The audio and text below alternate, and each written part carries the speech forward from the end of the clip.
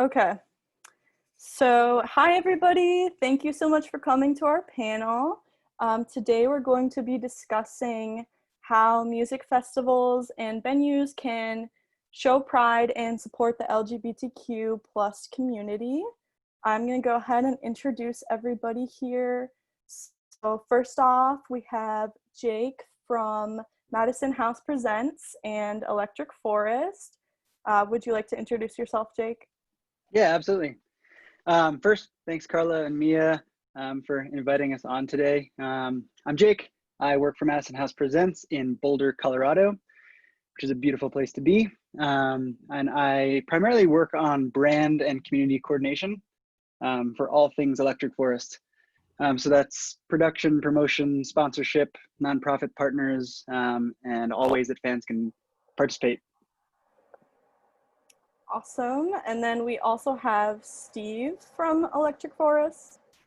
Hi, my name's Steve Emmerich. I'm currently in Lake Tahoe, and I've been with Electric Forest for 7 years and 5 years with the marketing department under Plugin, and I've been the director of the Plugin program for the last few years.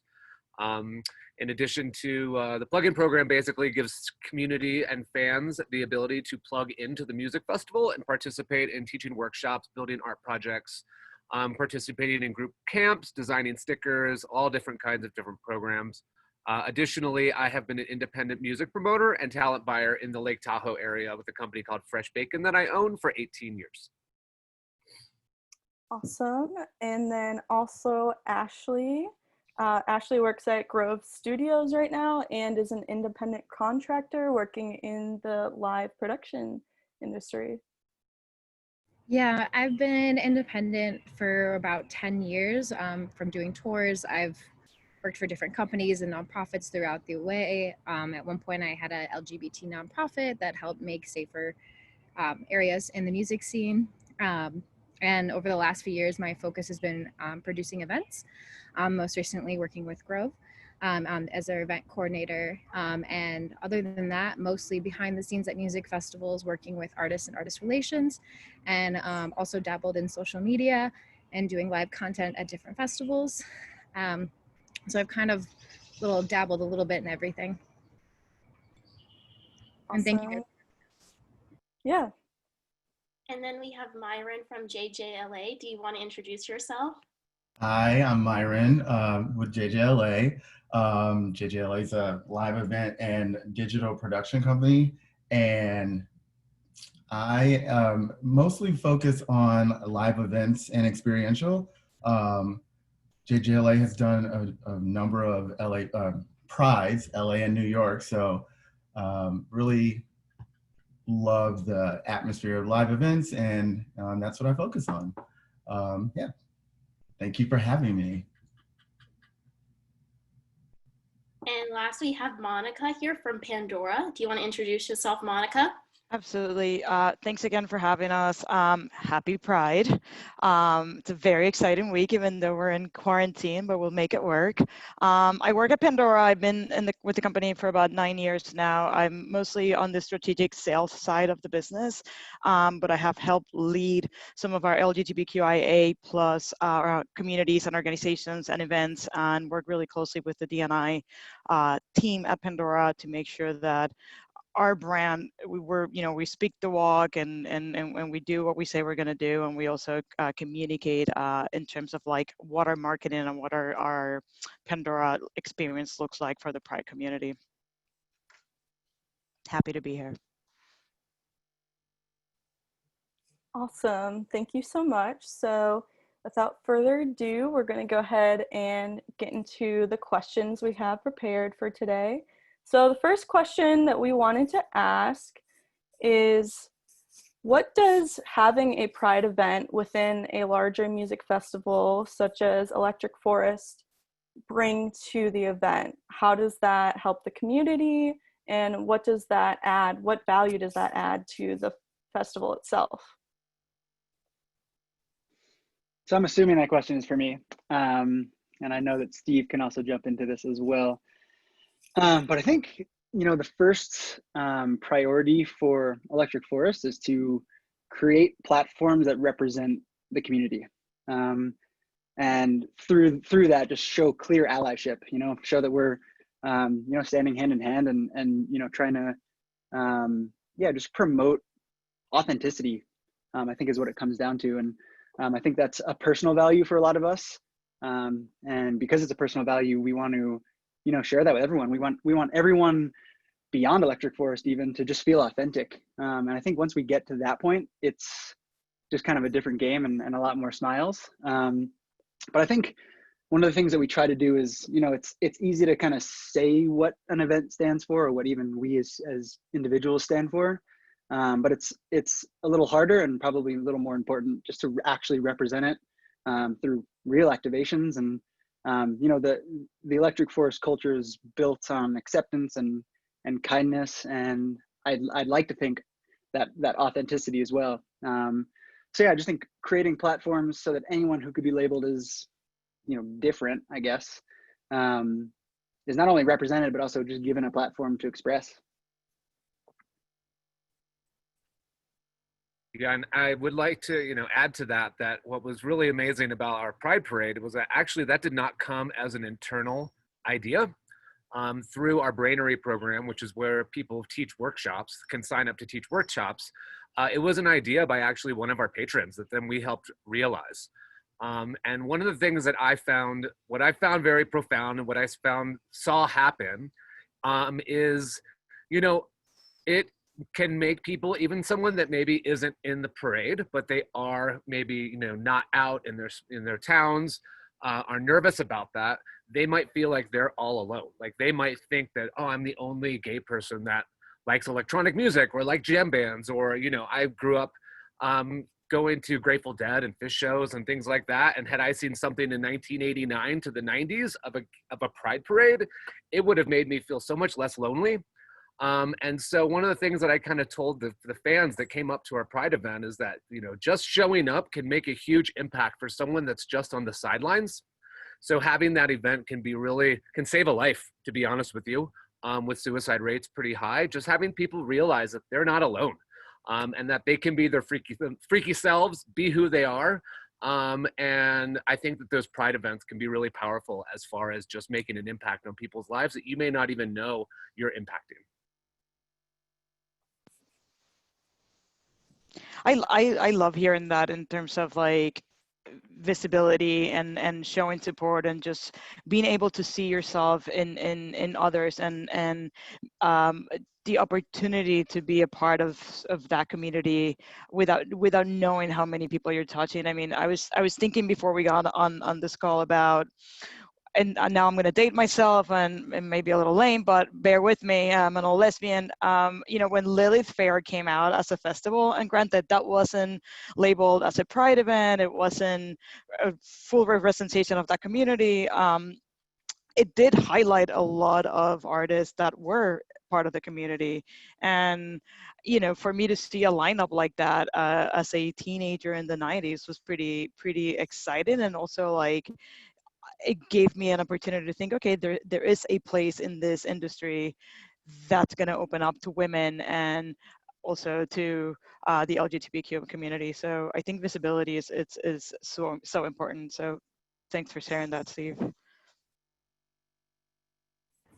Well, it even dates back to going back to things like Warped Tour, where you started to see nonprofits getting involved with different, music spaces.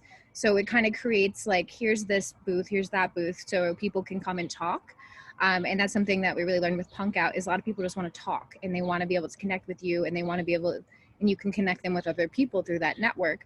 So it's something that, you don't always realize when you're in the grand scheme of things until after. Having that collective is very important to, make people feel at home.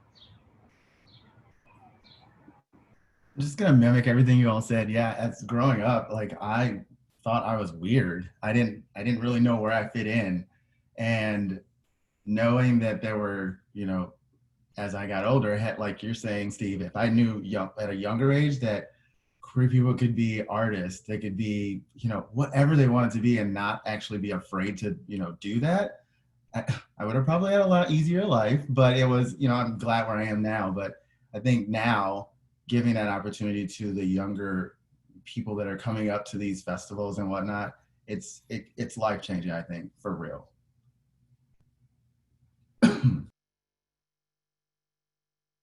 Yeah, and in some cases, I think too, it's not even necessarily always the booths that come up or anything.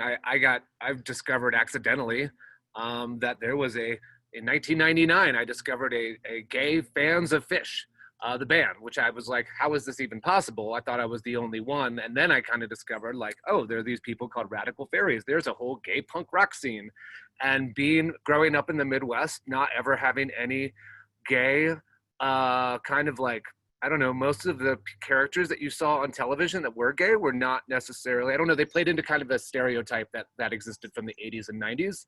So it was really powerful just to see other people that were, you know, maybe didn't fit that stereotype. And it was really pretty profound and life-changing to see all that stuff. And now we're seeing it even more with visibility. You know, Bonnaroo had a pride parade. Electric Forest has had a pride parade. So it's really changing, and it's really fantastic to see what's going on.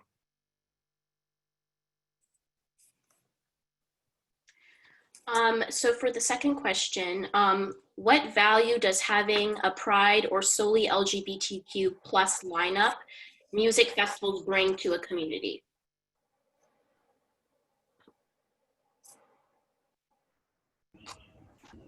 It's huge. I mean, especially I know that who did that? Kesha and what band? The people that sing Believer. They all did a huge Pride event in Utah. And as you guys know, Utah is known for being severely Mormon. So to have that safe space and throw something, you know, with all these huge names that brought, you know, that community together and gave them an open space to be who they are is, you know, especially like I said, in places like Utah, you really need something like that to show, you know, that it's okay and there's people out there that you can connect with. And I mean, I'm from Detroit, so it's a lot more flamboyant and you're exposed to a lot. And so going from place to place and being able to see how different events react in different places, it's can be breathtaking just to watch those cultures come together in places that it's not necessarily always a thing. I think also a lot of these artists, and I think this goes for across the board for and a lot of minorities, is that they already come with a disadvantage to break into the industry and a lot more struggles, and to form these spaces in which, you know, we are seeking out for that specific talent and we want that talent to represent. It's just so valuable for the artist, and then what it does, back to the conversation about visibility, what it does for a community, and to bring in those artists to that safe space. Thank you. I think that's actually, it's key. It's just really important.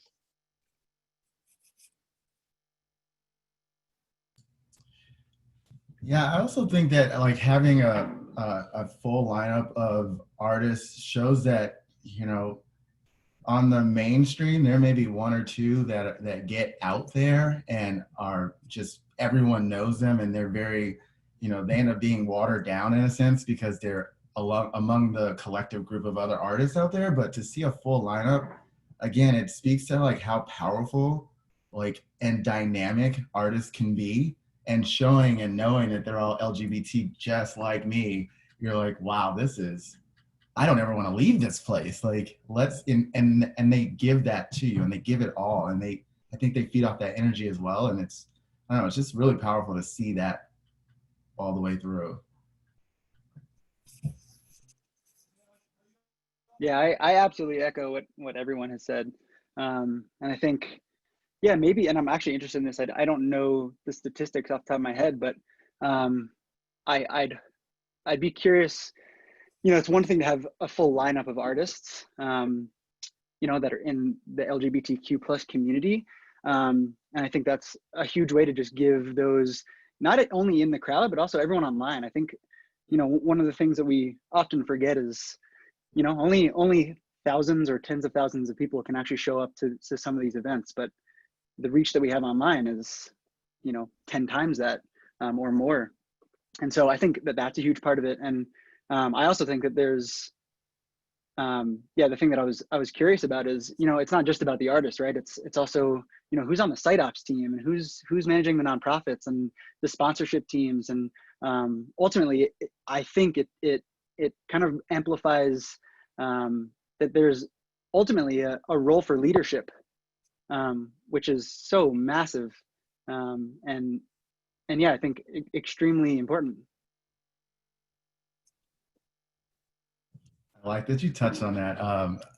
JJLA, where I work, we're primarily LGBTQ, and we put on, you know, LA Pride, which is one of the largest LGBTQ festivals ever. It's awesome, and it, you know, it was cool when so I love driving forklifts. I love driving, you know, ATVs, four wheels. Like, I'm getting down and dirty when it comes to like the festival background and production. And to work with other LGBTQ, the stigma that you have to be macho or, you know, or to the extremes, only a lesbian can do these things.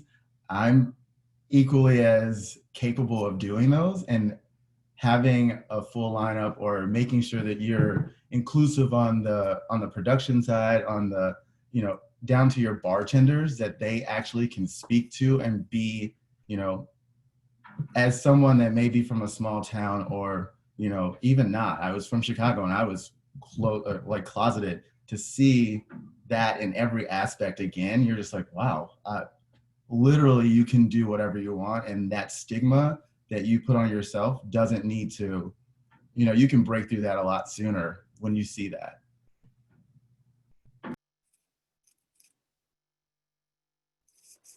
Awesome. So our next question was, how can you ensure that sponsors can show pride, but that they are not queer baiting? So if anybody in the audience doesn't know what queer baiting refers to, it's sort of when a company or maybe a television program or something like that uses something to entice the LGBT community, but they don't fully show support or give anything back to the community. They kind of just bring them in with advertising, but don't necessarily give anything back to support the community. So again, the question would be, how can you have sponsors who want to show pride, but they don't want to come off as queer baiting? I mean, I think brands have to do the work within their own organization first and foremost. And I think that that's one thing I always look at. And, you know, when I see those creepy crawlers coming in around end of May and June, and all of a sudden you start to see the pride flags pop up, and then you go into that sponsor or that brand and you look into their organization, and the internal makeup of it looks nothing like what they're speaking to, that's when you see, that's your first red flag. So I work with marketers, I work with brands, and I try to sort of explain to them that you gotta do, as a company, you gotta do what you can't just sell it, you have to do it internally. Like, are your employees getting the benefits that they need? Is healthcare provided in a way that it represents the entire community and the entire organization, not just cis or, you know, white the larger community. So that is the first sort of step I take, because I think it's where you can really make change. And then just try, I mean, Jake, you said it a number of times before, authenticity is key, right? Like you have to know the audience, you have to understand it. It changes, it's evolving. The language is so important, because we do have an ever changing language.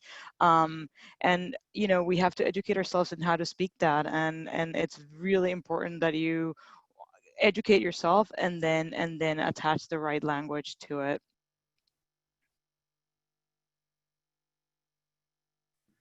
Yeah, I learned some, you know, in working with Electric Forest. While I don't work in sponsorships, I have done so for other events, but I've just gotten some, I've seen how Jake and, you know, our boss Darcy have dealt with some questionable people. And, you know, in my experience, and I think even with theirs too, in some cases, you know, you look into their history, you look into their intentions, And in some cases, it might be hard, but you just have to say no if you have a really bad feeling about it. And sometimes they're offering a lot of good money. And that might be difficult to do that. But in some cases, like, you just have to be, trust your gut, trust your intentions, do your research, look into their history. And I also think too, not everybody, while sometimes their intentions may seem bad, from us to the outside, sometimes it's just a lack of education, and we need to just guide them in the proper way to do it. Because I also think there are people that are trying to change and are trying to do better, and sometimes discounting them immediately just comes down from them not necessarily just knowing. So, in addition to vetting them, there's also teaching people, and never feel bad to say no when it doesn't feel right. Yeah, I think taking it a step further, saying no, while I don't work in sponsorship or, that aspect of it, I do help when they are brought on to activate at, at said festival or whatever. And I think that making sure you have that dialogue with someone that is willing to listen, that actually can make change and go back to the, the sponsor and say, hey, this is tone deaf, or this is going to come off as, not really for me, you're just trying to sell to me, or you're trying to be inclusive, or whatever, what have you. So I just think making sure that they're aware of that. And then, like you said, we have to be able to say, no, that's not going to work, regardless of the dollar amount. Because I know sometimes that really drives a lot of it. And you're like, man, I don't want to lose, 5,000 or 500,000. You're like, we're needed, but you do want to, if you're going to be inclusive, you really don't want to turn off that person that's like, wow, this doesn't really seem like for me. Like everyone said, it takes research. And I think we all, no matter what, it seems like we all work for brands, we want to be authentic. And that's something that whoever I've worked with, if it's a brand, if it's an artist or this, I want everything to make sense for that artist or for that brand or for this festival. Because if it doesn't align with our mission and goals, why would, no matter how much money you're offering, like when I worked with a band as a manager, we had a e-cigarette company trying to sponsor them, but that doesn't go along with our values. So yes, you're offering hundreds of thousands of dollars, but it's like, it doesn't align with our ethics. So I just have always preached, like, be who you are, stick with what's authentic, and the money will always come. You can find it other places, and opening up that conversation and just, saying straight up, like, this doesn't work for us, or, giving them tidbits on how they can, be better. Yeah, I again agree with everybody. I think going back to what Monica was saying, it's really important, I think, to start with just core values, and like getting your own core values in line, as individuals and as a brand, and then, yeah, as tough as it might be, because a lot of these events are, behind them are giant corporations and a lot of money, and unfortunately, money is just a massive influence in this entire world. But I do think it's really important to align with other brands that share your values. I think if you do that, you just set yourself up for a much more, much more authentic and honestly, just something that feels good, to activate and to share and to promote and ultimately encourage people to express. And I think at the same time as holding ourselves accountable as brands, as events, I think it's also important to understand that we don't necessarily have to solve all the issues just by ourselves. Like, I think that we actually can lean on the right partners and the right sponsors and the right nonprofit partners too, that are actively supporting all kinds of groups and all kinds of initiatives that matter. We work with Headcount, who I'm sure we all know, they're helping to register voters, and they're nonpartisan. But I actually just got an email from them right before this call that was a Vote with Pride, just kind of like a detailed outline of how to vote with pride. And I thought that was super cool. It's like, I didn't put that together as Electric Forest, right? But I can share the resources that Headcount just put together as a partner, and I don't have to do that alone, right? We can all work together on that. So I think there's a unique opportunity to actually collaborate with partners and lean on each other and learn from each other and share each other's resources. Yeah, I agree with you, Jake. That's actually really, that's what we, for us at JJLA, since we are in the LGBTQ and minority space, we do partner with a lot of, existing festivals or other brands to help them bridge that LGBTQIA gap. Because it is important, and you can't come off as tone deaf, and a lot of the brands sometimes do need, like you're saying, they do need that help to get them over the hump of being able to communicate better and be more authentic, not just sound authentic, but be more authentic. So, agree.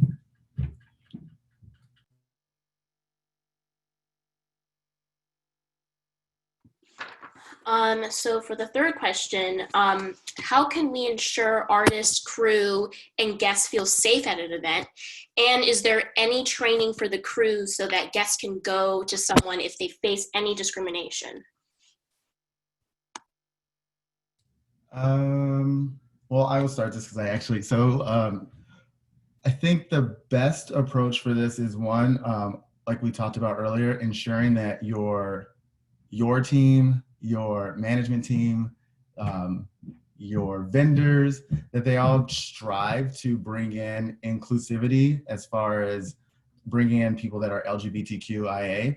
I think it helps to keep the dialogue open. I'm more willing to talk to somebody if I know that they're not already prejudicial towards me. Another thing that we do is every security guard, when we have a festival, we put on a 2-hour training that is how to address people.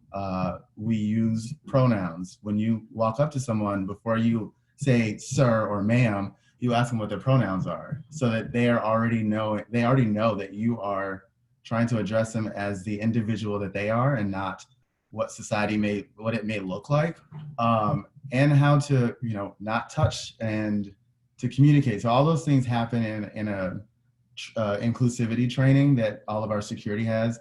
Every staff member has to have it as well, and all the way down to the cleaning crew. You want to make sure that whoever is going to be able to interact with our guests understand the importance of inclusivity, and then making sure that you have outlined where you can go if there's an issue, because sometimes that issue may be with a security guard. Then where do you go?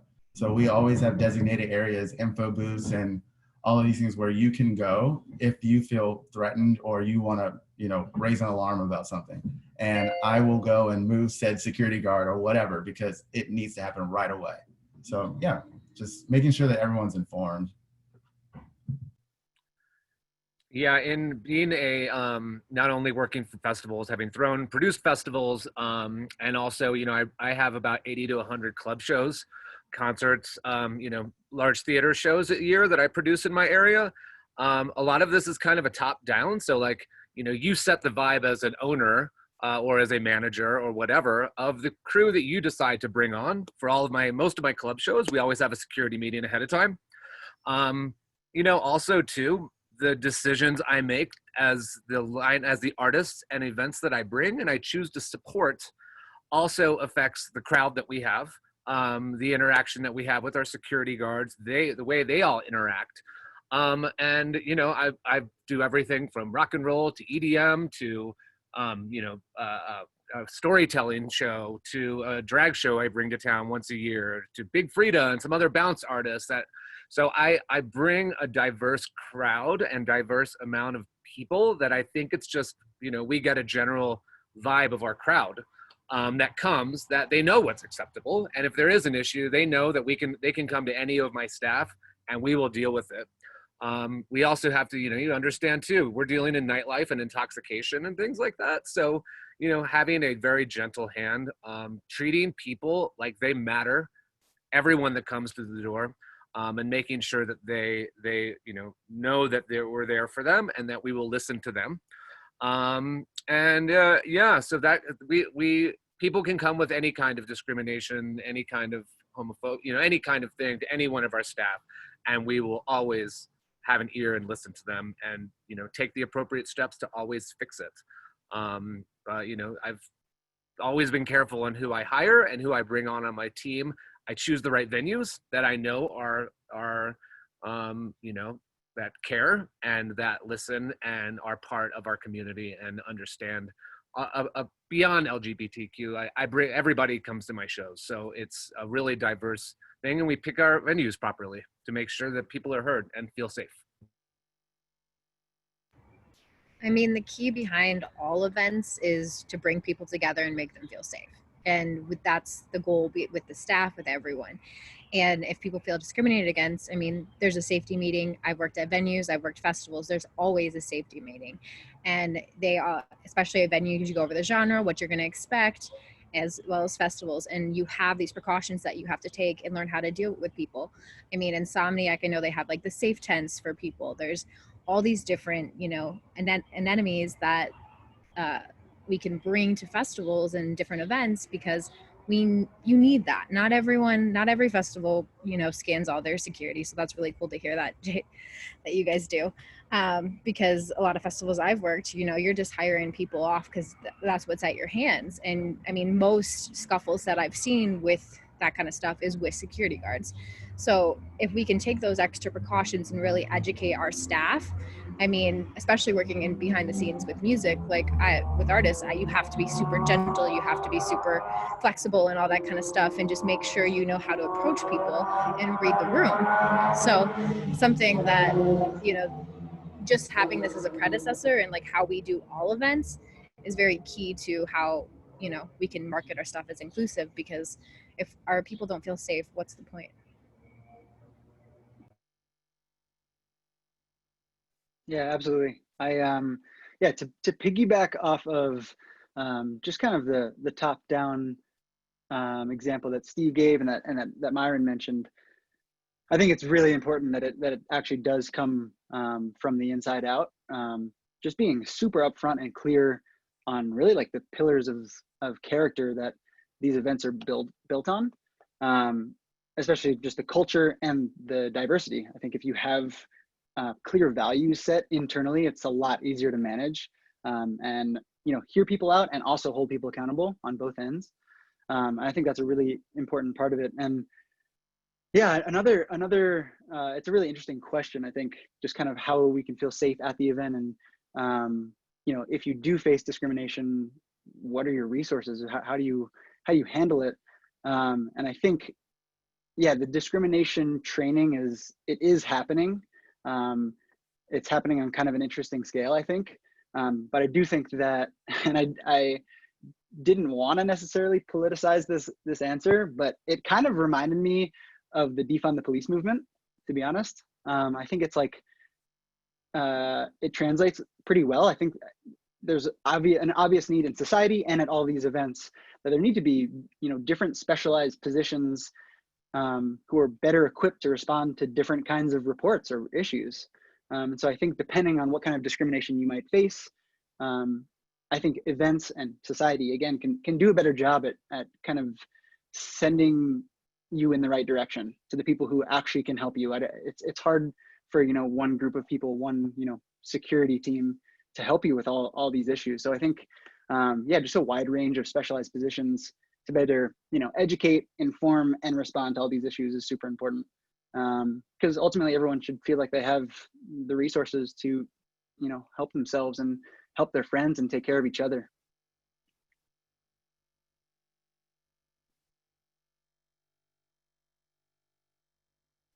Awesome. So we're going to do our wrap up now. So we're going to start with an audience question.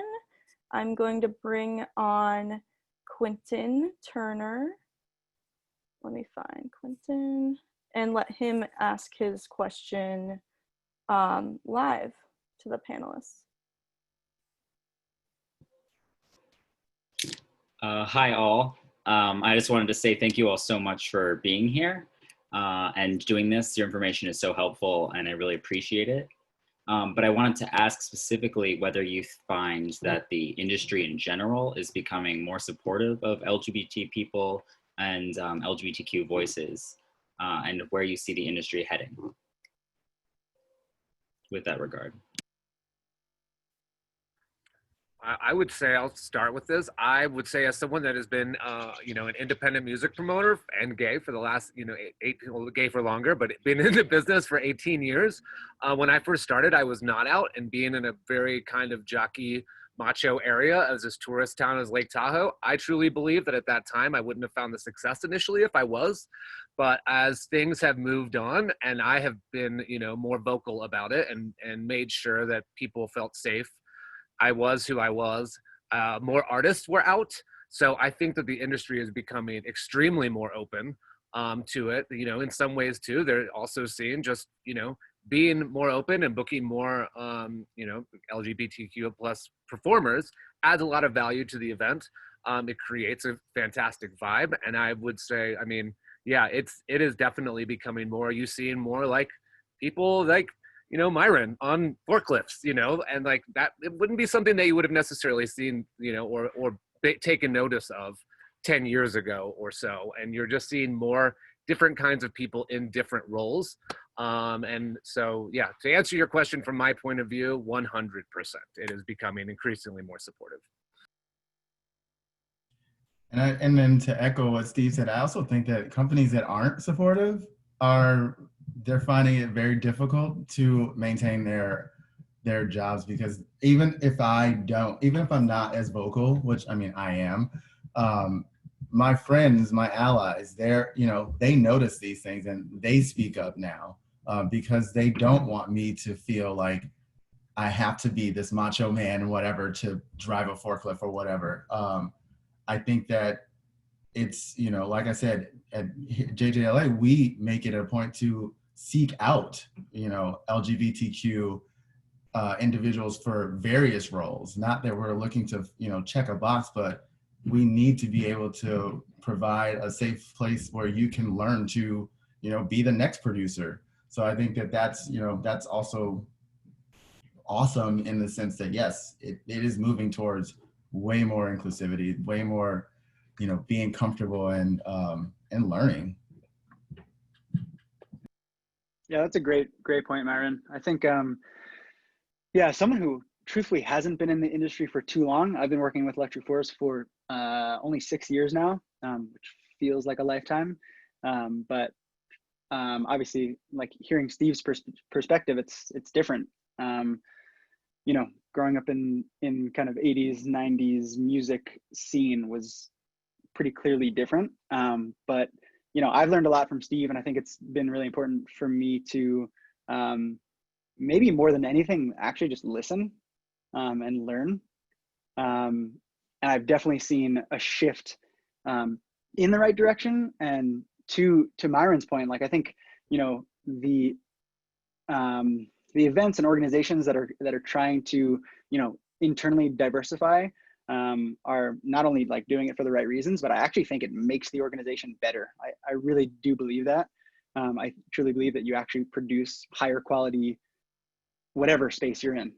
And so I think that's super important. I think we've gotten a lot better. And with that said, I still think we have kind of a long way to go, in many directions. I think, a lot of organizations could represent all communities better, as a white male, I feel like, a lot of events are represented by a lot of white males. And not that every white male is bad, but again, I really do believe that diversifying the internal culture is just a really quick way to make the entire event better. Yeah, I mean, I agree with everyone. I do think that there's been a significant move in the right direction. And, Pandora was the first place where I worked in where I was out right off the bat. And that was very different than the other places in which I had been before, which immediately, felt like 100% better in terms of the movement and going in the right direction. I do agree with Jake too. Like, I think there's a lot of work that needs to be done. And I think that's when the inclusivity comes into place. And I also think that's when we need to sort of like stand up and just like not just elevate this community, but all those communities around us that are in some capacity marginalized or a minority. And we got to like move that forward, and we got to sort of put a lot of pressure on the corporations and the the teams that we work with in order to continue to make the change. You know, I didn't experience being gay in the 70s, and or you know, I was very young in the 80s, so like I know that a lot of work was already done, and we are all here in this space because of the work that was done before. I think we just need to like keep carrying that torch and making sure that it's not just about us, but being the inclusivity of everyone else. And you know, you see the trends also, like you listen to music, you see more people just coming out, like, or they're just out, like that's not, there's not a coming out. I was listening to Janelle Monáe today on an interview, and she was speaking about that she never came out, she came in, she's like, I am in this space, I am who I am, and like I am welcoming you into my space. And I thought that was really beautiful. I mean, everything she touches is amazing, but you see artists like her where like they're speaking a different language, and they're also like just opening up in ways that like you know, that wasn't available to me back in the day. So well, yeah, I agree, it's a lot better. I think we can keep doing some work. Just, yeah, to say, piggyback off everyone else, I mean, we still have a long way to go, but I mean, there's so many artists in the last few years who've been able to come out that were closeted when they first started. And it's something that everyone in the industry will know, but not the public. And it's, I mean, it's something very private to everyone and your process of, you know, but there's so many artists that when they come into the space, they have to stay because of X, Y, and Z. And really working, our job is to work towards not letting that happen. I have kind of grown up in a community where I was always allowed to be who I am and was encouraged to be who I wanted to be. So for me, and that's kind of why I've always attracted the people into my space, is that I just am who I am, and you take it or leave it, which can be good and bad. But at the same time, like, we need to give that to everyone else. And that's why, like, even just having this panel and, you know, seeing the different safe spaces that are coming up and the different sponsors and just all the pride parades and everything, like, just the explosion of, you know, love, just keeping that going and keeping that in our communities. And, you know, if you hear something, say something, always stick up for people, do what you can in your community. There's going to be someone that's going to be an ally. And sometimes we have to pick and choose our battles, but I mean, this is one we're all willing to fight.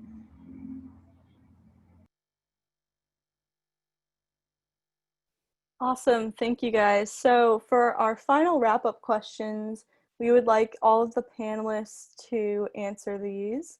The first one I'd like to ask is, if there's something that you could change about the music industry, what would you change and why?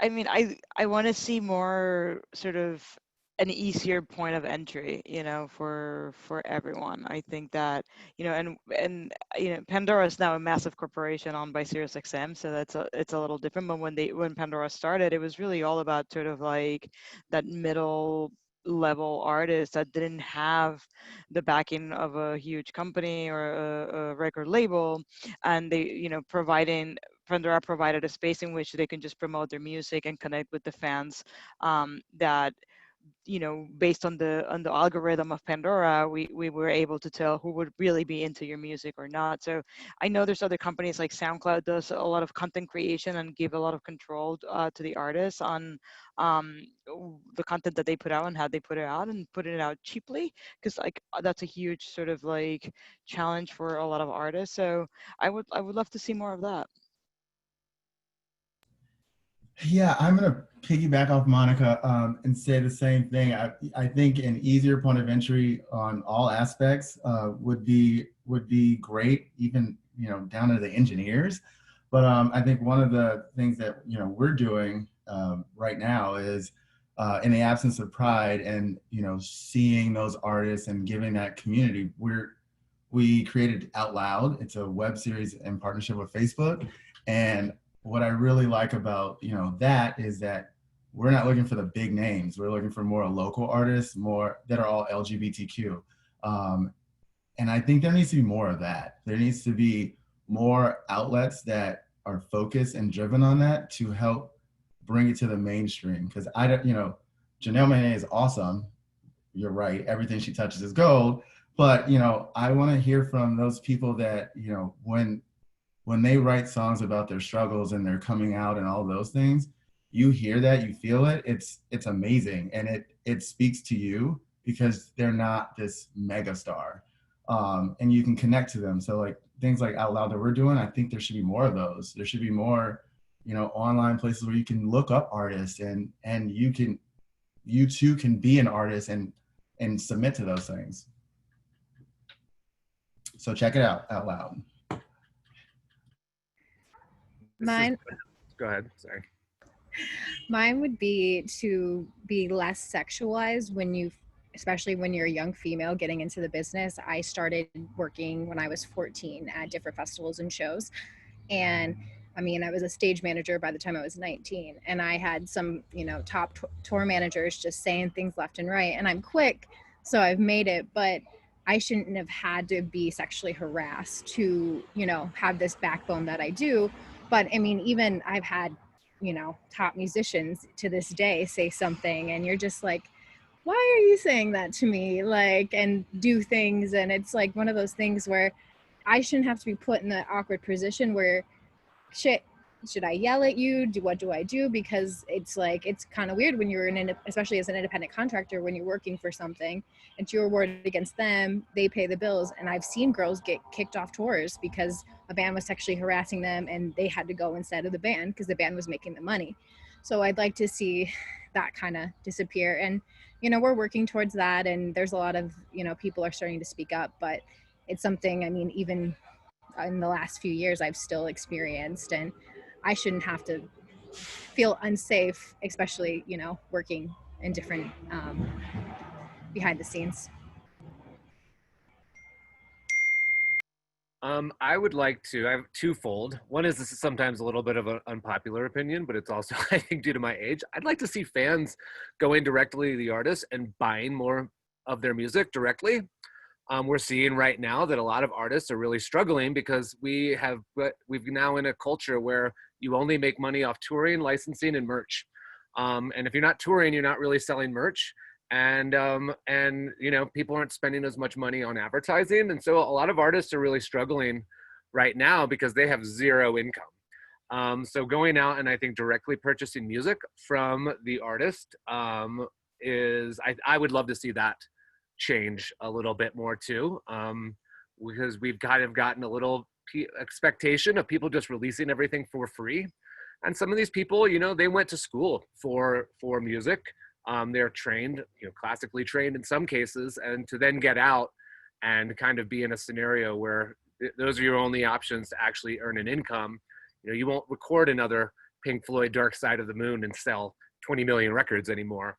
And so it's putting the artists in a really, really tough situation, especially too when some people start blaming artists when they decide to license their music as being sellouts. And so to kind of toe that line is really difficult for artists. And I would love to see more people actually just going directly to the artist and purchasing the music or some vinyl or something like that. That would really, I think, help out in times like this. And we're seeing now with COVID and everything shutting down, it is going to drastically change the music industry for a very, very long time. And so, yeah, that's something I would love to see change a little bit in the music industry. I'm going to continue the trend of piggybacking, which I've done pretty well throughout this panel. But that's just because my fellow panelists are incredibly educated and well-spoken, so I appreciate you guys. But I think to Myron and Monica's points of education, I think is a really big part of it. I think I'm just speaking from my own experience, but I imagine it's similar for others in the industry. I never saw, you know, any classes or courses growing up through high school or into college that were anything to do with the music industry. And I think that lends to sometimes we feel like a shortage of not only talent, but also just diversity in the space. And I think that that could be a really huge piece for people, especially because as a kid, like I would have loved the idea to learn about the music industry. I just didn't even really know it existed, to be honest. I didn't know that I could be a part of it. And I think it's important for artists to feel that, but I also feel like, you know, if you want to be a visual designer, or you want to work on lights, or you want to work on stages, or if you want to work on security, or you want to work on the irrigation systems on site. I mean, there's so many ways to actually insert yourself into this industry and get involved depending on what your skill sets are. I just think a lot of people, yeah, they might not necessarily know it even exists. So I think that could be a huge opportunity. And the last thing I'll say is, and I don't mean to toot Electric Forest's horn, but one thing that I think that we do really well, and this goes back to the Pride Parade idea, that wasn't our idea. We you know, basically crowdsourced that idea. We created a platform for people to suggest ideas and to, you know, bring their skills and knowledge to the festival to share with others and with their peers. And an idea like the Pride Parade came from that. And so I think that events and festivals could do, I mean, just could be a lot better and a lot more inclusive, and even just reach a wider audience if they crowdsourced more. I think it shows a little bit of humility, like, you know, maybe these big events don't know everything and don't know how everything works and can't really represent every community. But if you lean on your own community, which we should all feel a part of, I think you just bring in a lot more opportunity to learn from one another and represent each other and support each other.